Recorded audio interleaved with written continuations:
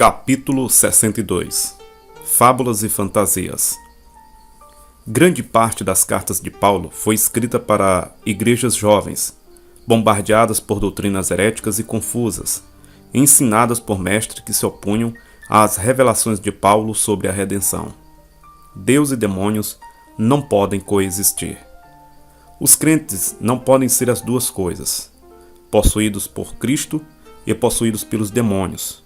Nosso Senhor não pode coexistir com espíritos malignos. Deus não fez isso no Jardim do Éden. Cristo não o faz na vida dos cristãos hoje. Seguidores de Cristo que acreditam estar possuídos por espíritos malignos têm sido influenciados por ensinos que contradizem a verdade da redenção. Esse falso conceito não é novo. Filosofias e vãos faladores. O apóstolo Paulo falou sobre doutrinas de homens, em Colossenses capítulo 2, versículo 22. Ele disse que alguns dariam ouvidos à doutrina de demônios, em 1 Timóteo capítulo 4, versículo 1. O escritor de Hebreus exorta que os crentes não sejam levados em redor por doutrinas várias e estranhas. Hebreus capítulo 13, versículo 9. Paulo falou de alguns que eram soberbos e não sabiam nada e privados da verdade, 2 Timóteo capítulo 6, versículo 4 e 5. Ele disse que algumas pessoas voltariam seus ouvidos às fábulas, 2 Timóteo capítulo 4, versículo 4. Ele mencionou os faladores, vãos enganadores, que subvertem casas inteiras, ensinando o que não convém por torpe ganância, Tito capítulo 1, versículo 10 e versículo 11.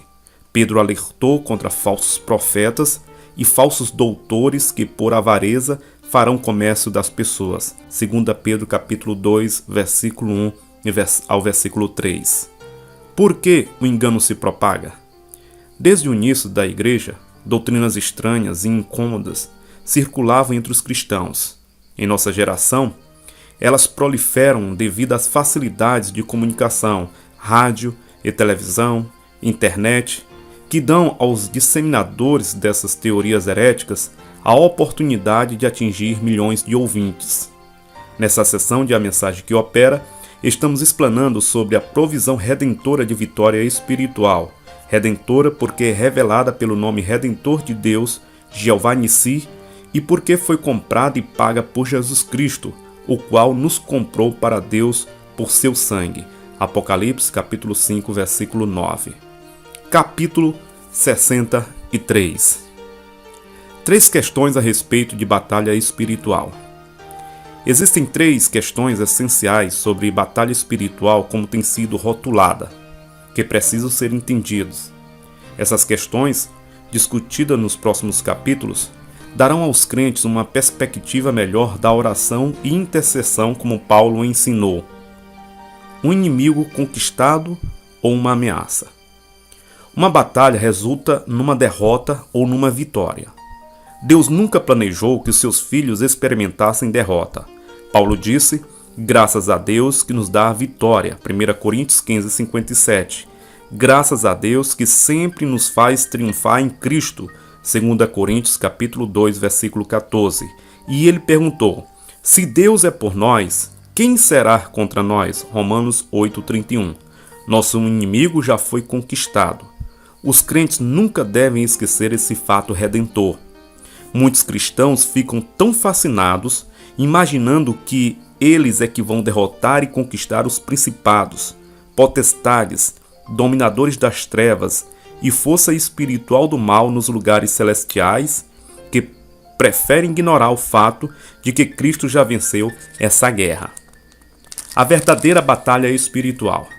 Nosso Senhor Jesus já nos equipou com tudo o que precisamos para a vitória total quando levamos sua mensagem aos perdidos e libertamos os cativos de Satanás. Essa é nossa comissão como seguidores de Cristo. O Espírito do Senhor é sobre mim, pois que me ungiu para evangelizar. Lucas 4,18. Essa é a missão de cada crente. É aqui que enfrentamos a verdadeira batalha espiritual. Cada cristão é chamado para testemunhar do Evangelho entre os cativos dos dominadores das trevas desse mundo. Procuramos despertar a atenção das pessoas para informá-las sobre as boas novas. Dessa maneira, elas têm uma chance de descobrir por que Satanás as tem cegado. Quando elas ouvem, podem crer, serem libertadas e transportadas para o reino do Filho de Deus, Colossenses 1,13. Ou então podem escolher não crer. Essa é a batalha na qual os crentes devem combater o combate da fé, para a qual ele deve se revertir com toda a armadura de Deus. Assim, nosso propósito nos próximos capítulos de A Mensagem que Opera será examinar essas três questões essenciais. Primeiro, o que é o combate da fé? Segundo, contra quem é o combate da fé? E terceiro, qual é a armadura de Deus? Essas são as questões essenciais que o cristão deve conhecer, abraçar, confiar e agir para ministrar o evangelho efetivamente para os não crentes.